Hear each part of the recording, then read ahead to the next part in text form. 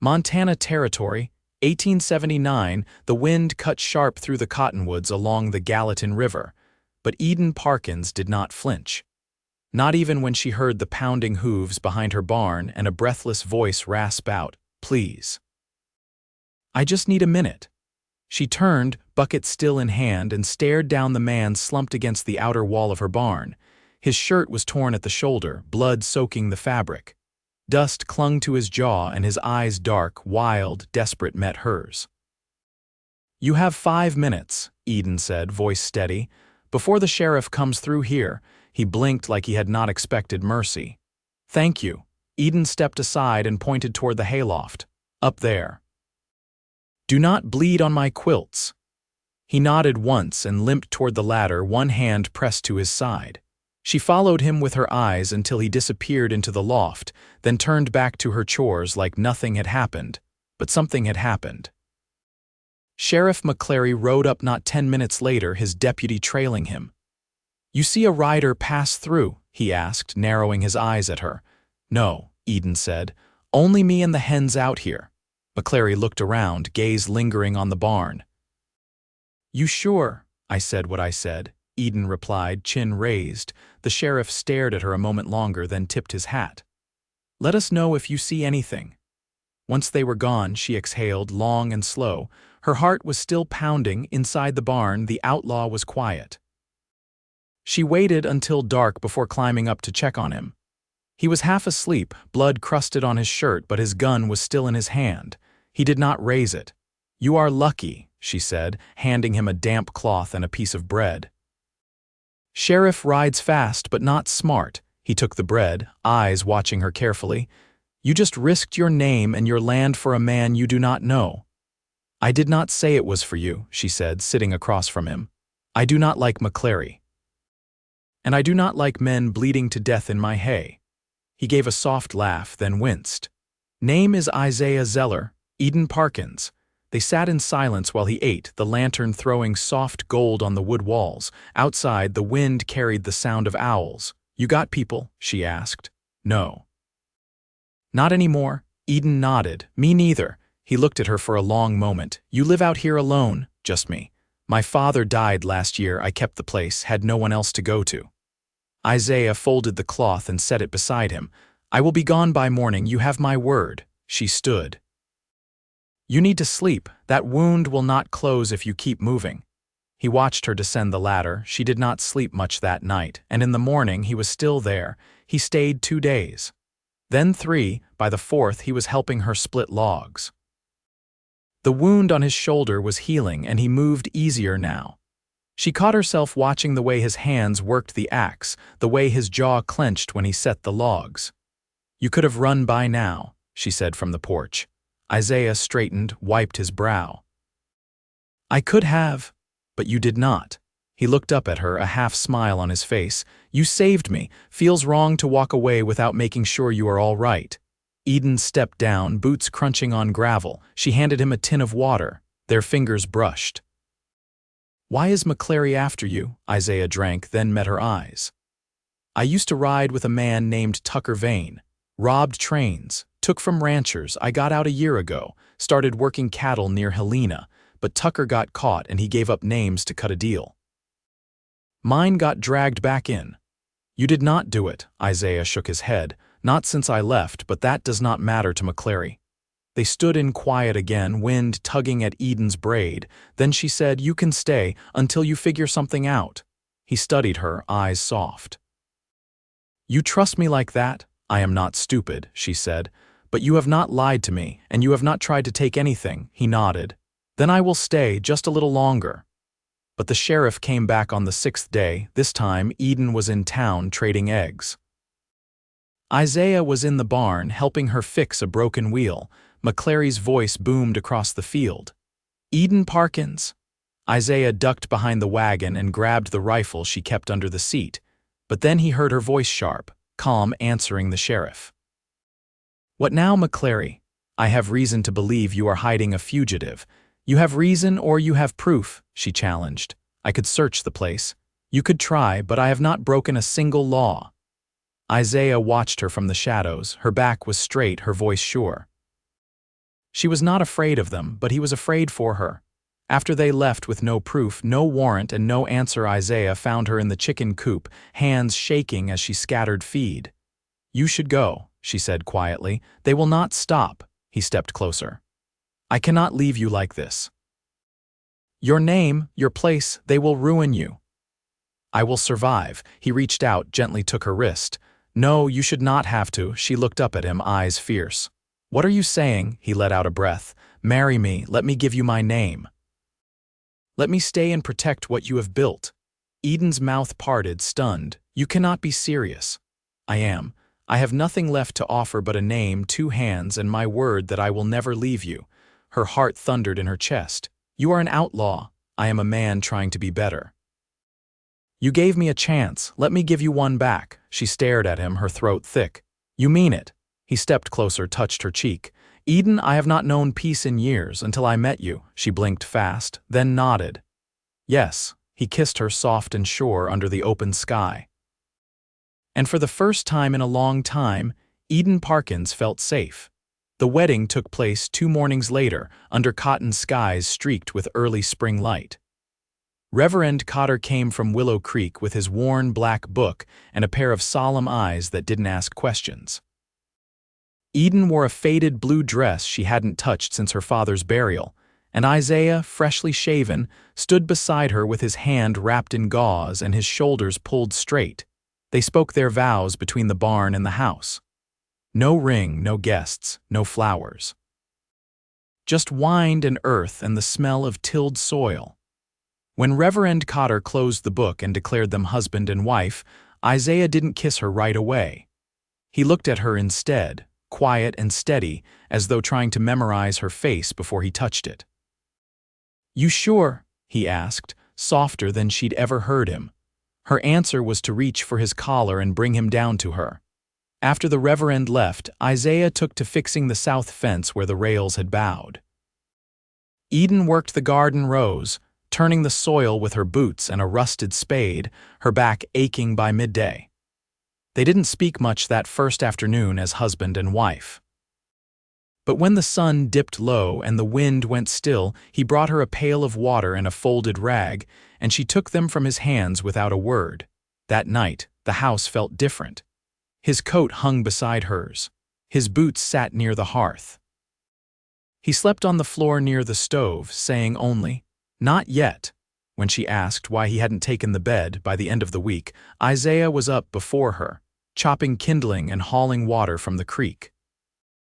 Eden watched him through the kitchen window each morning as she kneaded bread, her arms dusted with flour. He was stronger now, his wound healing, his gait no longer stiff. The rifle stayed near the door but untouched, and the barn was kept in better order than it ever had been before. "You always work like this?" she asked one evening as he scrubbed the porch steps with a bristle brush and lye. "I got lazy once," he said without looking up. "Didn't like the man I became." She sat beside him with a jar of preserved cherries, handing him a spoon. "You don't talk much about what you want next." He took a bite and chewed slowly. "I want to be useful. I want you to feel safe with me here. That's not a future. It's a place to start." She said nothing, but the next night she left the bed half turned down, and when she woke, he was there beside her, both of them still fully clothed, his hand curled around hers beneath the quilt. In town, talk stirred. Mrs. Granger at the Mercantile made a comment about Eden's new arrangement, but Eden only smiled and asked for more salt, her voice calm and even. The pastor's wife, Mrs. Elms, brought over a pie and lingered too long in the doorway, her eyes darting past Eden's shoulder. Eden thanked her, closed the door, and set the pie on the shelf untouched. "Folks watching you now?" Isaiah asked that evening, leaning against the barn post as she filled the hog trough. They watched before. Now they just have something to whisper about. "You regret it." His voice held no edge, just a quiet question. She shook her head. "I don't marry out of fear, and I don't live to please women who never offered a kind word before." He nodded and pushed off the post. "You keep surprising me. Maybe you haven't been paying close enough attention." The first time he touched her without hesitation was 2 nights later, when she dropped a cast iron pan on her foot. She cursed under her breath, and he was beside her in 2 strides, lifting her onto the stool and crouching to examine the swelling. "You need to sit more," he said, pulling off her boot with careful hands. "You do too much. And you think you know what too much is. I've watched you." "You don't stop." She looked down at him, his hands steady on her ankle, his brow furrowed as he wrapped a strip of linen around the bruise. "I don't stop because this place doesn't run itself. And I've never had the luxury of waiting for someone else to fix it. You do now," he said, not meeting her eyes. "If you'll let me." Eden didn't answer right away. She ran her fingers through his hair, coarse and thick, and watched him straighten under her touch. "Then start by finishing the roof on the chicken coop. I'm tired of chasing hens out of the grain." He laughed, low and warm, and nodded. "Yes, ma'am." Spring passed slow and full. The cottonwoods bloomed, the river swelled, and Isaiah planted a row of beans beside the corn. They built a second chicken pen, mended the cellar door, and traded sacks of oats for a goat from the McKinneys down the road. The house smelled of smoke and bread and river mud. At night they read by lantern light, her feet tucked under his leg, his thumb brushing circles over her knuckles. One morning she found him sketching a line in the dirt with a stick, frowning at it. "What's that supposed to be?" "Smokehouse," he said. "Thought we could use one come winter." She crouched beside him. "You plan on being here that long?" He looked at her then, the sun behind his shoulder, and nodded once. "I do." She leaned in, kissed the corner of his mouth, and whispered, "Then build it proper. I won't have it falling down come the first snow." He grinned and tossed the stick aside. "Yes, ma'am." That night, with the lantern low and the crickets calling, he kissed her like he meant to stay. By late June, heat lay heavy across the Gallatin Valley, rising in waves off the dirt path that curved between Eden's garden and the pasture beyond. Isaiah stood knee-deep in the stream that bordered their land, stacking field stones for the smokehouse foundation. His shirt clung to his back, dark with sweat. He worked without pause, not from urgency, but with the calm steadiness of a man who had found something worth building. Eden watched from the slope above, a basket looped over her arm, half filled with yarrow and mint. Her hand rested against her apron pocket where she'd tucked away a folded slip of paper handed to her in town that morning. The ink wasn't fresh, but the words were sharp enough. A formal notice McClary had filed a petition with the circuit judge to search the property. She waited until the sun softened, until Isaiah came up to the porch and washed his hands in the basin before she spoke. "They're coming back. With papers this time." He didn't ask who. He didn't have to. "When?" 3 days, maybe 4. Judge's clerk said they're waiting for a deputy from Bozeman to witness it. He dried his hands slowly. "If they find anything, they'll take me." "I know." He leaned against the wall, quiet. "I can send word to the Davenports," she said. "They've got a sod house near the ridge. No one checks there." "I won't run again, Eden. You don't have to stay just to prove something." He looked over at her, eyes darker than she'd seen in weeks. "This isn't pride, it's choice. I hid once because I didn't believe I had a place in the world. I'm not doing that again." She set the basket down. "Then we'll need something stronger than a promise when they show up." Isaiah stepped off the porch and crouched beside the wheelbarrow, sorting through the tools without speaking. When he finally looked up, his voice was low. "I left something behind when I ran from Helena, a letter. From the man I worked under. He kept records. Could prove I was there when Tucker hit that train in Red Lodge." "Where?" "Dry Creek, about 15 miles west. If I ride through the night, I can make it before daylight." She crossed her arms. "You'd be riding straight into the open," he nodded. "But I'll come back with proof." Eden walked to him, fingers curling into the edge of his sleeve. "If you don't come back, I will." "You can't promise that." He looked down at her hand. "No, but I can try like hell to keep it." She packed him bread wrapped in cloth, a small tin of coffee, and the last of their smoked venison. He left before the moon rose, saddle cinched tight, rifle strapped behind him. She stood at the edge of the yard, her hand raised in farewell, her heart heavy with the weight of every hour he'd be gone.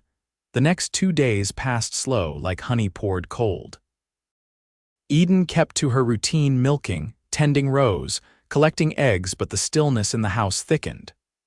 She left the lamp burning each night, the wick trimmed short, and lay on her side of the bed without undressing. On the morning of the 3rd day, just past dawn, a rider crested the hill. Her breath caught, but the horse was unfamiliar, the man broad and square in the saddle. McClary. 2 deputies followed behind him, one carrying a folded canvas bag. They didn't wait for her invitation. The sheriff dismounted and tipped his hat, but there was no courtesy in his face. "You've had time to think," he said. "I expect you'll hand him over before we begin tearing apart your home." Eden met his gaze. "He's not here. We'll see about that." They searched everything. Pulled up floorboards, opened pantry barrels, even climbed into the rafters of the barn. When they found nothing, McClary turned on her porch, eyes narrowed. "You're protecting a criminal."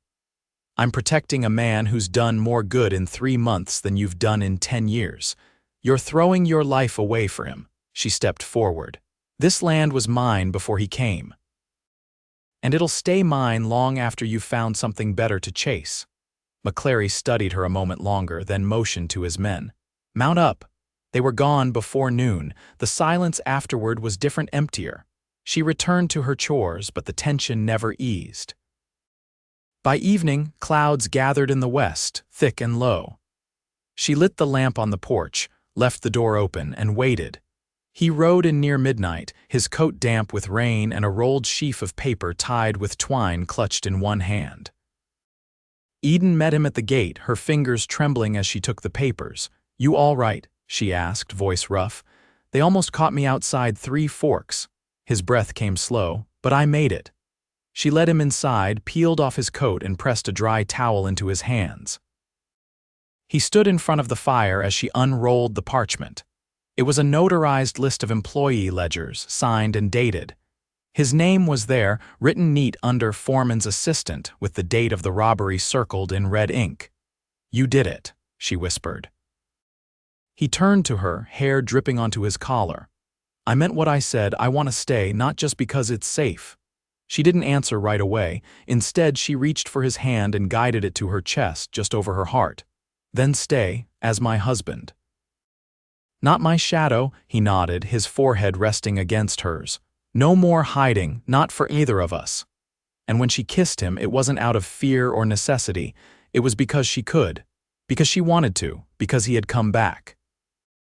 The next morning, Eden stood barefoot in the dew-wet grass, arms crossed as she watched Isaiah hammer the last board into place on the smokehouse frame. The light was still gold and low, and the cool hush of early day wrapped around them like a shawl. When he climbed down from the scaffolding, she walked toward him, hands folded behind her back. "I wrote to the court in Bozeman," she said. Isaiah paused to wipe his brow, waiting. "I enclosed the ledger copy, marked the date. I told them if they had further questions, they could ride out and ask me face to face." He nodded, slow. "You ready for that? I'm not the one who should be nervous." "I'm not." She tilted her head. "You almost sound like you believe that." "I do. This isn't like before. There's nothing to run from now." She looked at him for a long moment, then stepped closer so the space between them narrowed. "I've been thinking about putting in another row of potatoes. We've got the land for it." He rested a hand on her hip, warm through the fabric of her dress. "You planning on feeding the whole valley?" "I might be. If you're here, I'll need help." "I'm not going anywhere, Eden." Her gaze didn't waver.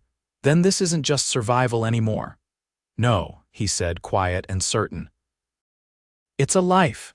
In the weeks that followed, the rhythm of the homestead settled into something deeper than routine. Isaiah took to whittling in the evenings, shaping slender handles for the garden tools Eden had long since worn down. She started keeping 2 sets of ledgers, one for the market and one for their own use, where she tracked the days by what they built, what they planted, what they finished side by side. One afternoon, she returned from the creek with a pail of water and found Isaiah sitting on the porch steps, a square of canvas stretched between his knees. He was sketching with a piece of charcoal, the lines rough but sure. "What's that?" she asked, setting the pail down. He held it up and she saw the outline of the house, the smokehouse beside it, and the rise of the trees beyond. "I wanted to see it how it looks from the road," he said. "You planning to sell it to a land agent?" He smiled at her sideways. "I just wanted something to remember it by." "In case," she picked up the drawing, studied it, "you forgot the fence near the south post and the porch rails crooked." "I guess I'm still learning what to see." She handed it back. "You'll get there." Later that night, as they lay in the dark with the windows open and the warm hum of crickets outside, Isaiah turned toward her, his voice low. "When I was younger, before I got pulled into all that mess with Tucker, I used to think about a place like this." Not exactly this, but close. She shifted to face him, her hand against his chest where his heartbeat was steady. "What stopped you?" he exhaled. "Didn't think I deserved it. I'd see men with families, land, something to hand down, and I'd think that's for someone else. Not me. And now," he tucked a strand of hair behind her ear, "now I think maybe I was just waiting to find someone who'd teach me how to stay." She kissed him, soft and slow, and said nothing more. The letter from Bozeman came in late August, sealed in thick paper and dusted with grit from the post-rider's saddlebag. Eden broke the wax with her thumb while Isaiah worked in the barn, unaware. She read it once, then again, then walked out into the sun and held it out to him. He took it, eyes scanning the lines. The charges were dropped. No warrant, no further inquiry, case closed. He looked up at her, blinking. "It's done," she gave a single nod, her throat too tight for words. He pulled her close, his hands firm around her waist. She pressed her face to his shoulder, and they stood like that a long while, not speaking, not moving, just breathing each other in. That night, Eden brought out a bottle of blackberry cordial she'd tucked away years before and never opened. They drank a single glass each on the porch, watching the stars blink into place. "I never thought peace could be this quiet," he said. She leaned back against the rail, her skirts brushing his knee. "You think it'll last?" He tilted his head, listening to the wind in the grass, the slow creak of the rocking chair. "I think it already has." The next morning he brought her a ring. Not gold, not silver, just braided copper wire, polished smooth. He'd shaped it himself, crude but careful. "I didn't have this when we said vows," he said, "but I want you to wear something that came from me." She slid it on without a word, her thumb brushing over it once. Then she looked up at him, and whatever passed between them in that moment didn't need to be spoken. The land held them through the seasons. The smokehouse cured strips of venison and trout. The potatoes came in thick and clean. Isaiah built a shed near the orchard with room enough for tools and a cot, in case a traveler ever needed a place to rest. Sometimes they'd walk the edge of the creek, not speaking, just feeling the world move around them. And when they returned to the house, it always felt more like home than it had the day before. Peace didn't come in a single hour. It came in the small things, in mended fences, in firewood stacked just so, in the way he brushed her hair back before sleep. And Eden, who had once survived by keeping the world at arm's length, now reached for it with both hands. She didn't need to ask if he was staying. Every morning he was there, and every evening he still looked at her like she mattered most. And for Isaiah, who had once wandered with no tether, no name worth keeping, he had found both in her. Nothing needed to be said. It had already been lived. Autumn pressed in quiet and slow that year, the mornings brittle with frost and the air holding the scent of dry wheat and distant smoke. Eden moved with a steadier rhythm now, her hands no less calloused, but her shoulders carried ease instead of burden. Isaiah had finished the root cellar roof before the rains came, and the jars inside lined the shelves by order of harvest. He took to carving things in the evenings, small animals, mostly, and once, a cradle rail that he kept hidden beneath a folded wool blanket in the shed. One afternoon, she found him sitting beside the pasture fence, sharpening the edge of a drawknife. His thumb traced the blade's curve as though measuring the wood it hadn't yet touched. "You've had something on your mind all week," she said, crouching in the grass beside him. He glanced at her, then at the hills beyond the pasture. I want to build a second room onto the house, not for us, for what might come. Eden's fingers stilled where they'd been pulling weeds from the fence line. I hadn't told you yet. I know, he said. But I can tell when you're holding something. She sat back on her heels, her palms braced in the dirt. I missed 2 months. I thought it was the cold or the work, but… He set the knife down and took her hand without hesitation. We'll make room. I don't want to stop working. I wouldn't ask you to. I don't want to be handled like something fragile. I wouldn't dare. She let out a breath and it fogged in the late air. Then you'd better build that room true. I won't have a leaky roof over a cradle. He grinned, quiet and full, and leaned forward to press his lips to her temple. I'll build it strong enough for whatever comes next. The days shortened. Isaiah laid the first beam in place before the leaves turned, and Eden stitched an extra quilt from old shirts and flour sacks. They didn't speak much about what was coming, not in direct words, but it was there in every gesture. The way he rested his hand at the small of her back when she passed, the way she made space for his tools at the hearth. One morning, a man rode in from Three Forks, a wiry carpenter named Emmett who'd worked with Isaiah back in Helena. He brought a bag of square nails and a roll of waxed canvas. They built the extra room in 6 days, sealing the seams with pitch and lining the inner walls with cedar planks Isaiah had traded for last spring. Eden painted the window frame pale blue with leftover milk paint, and when the last board was set, she stood inside the doorway, hands on the curve of her belly, and said, "It's good." Isaiah leaned against the frame, sweat darkening the front of his shirt. "It's ours." That winter came early, the first snow falling before the pumpkins had been brought in. They kept the stove lit low through the nights, and Isaiah started leaving his boots beside the bed instead of by the door. He read aloud when the wind howled, his voice slow and sure, and Eden listened with her eyes closed, her hand resting in his. The baby came in early March, just as the thaw began. A girl full of voice and breath, born in the same room Isaiah had built with his own hands. Eden named her Clara after the stream that ran behind the house and the clarity she'd found in Isaiah's steadiness.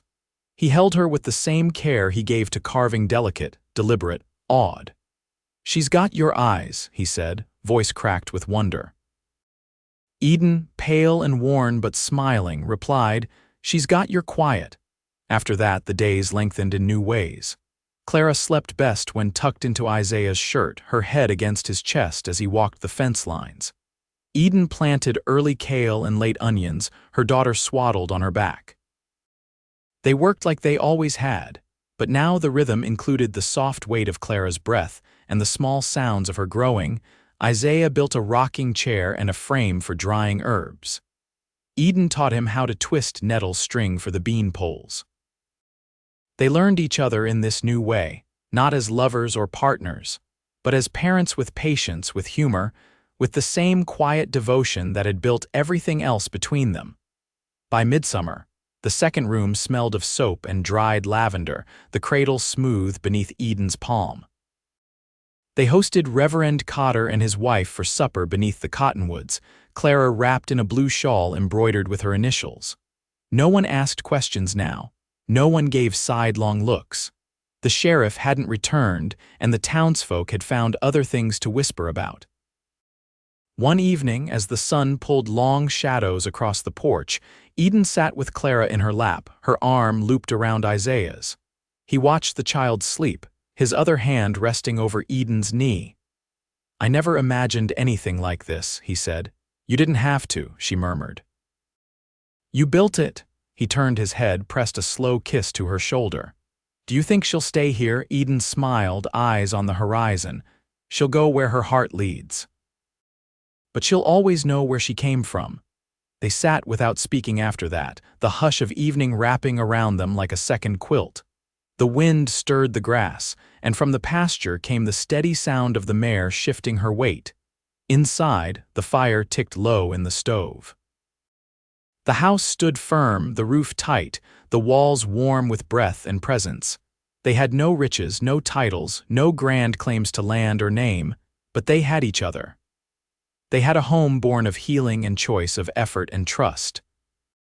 And now they had Clara, a living thread that stitched their past to every possible future. Nothing more was needed. Nothing more was owed. And in that quiet, enduring way of real things, Eden and Isaiah loved each other every day of their lives for the rest of their lives.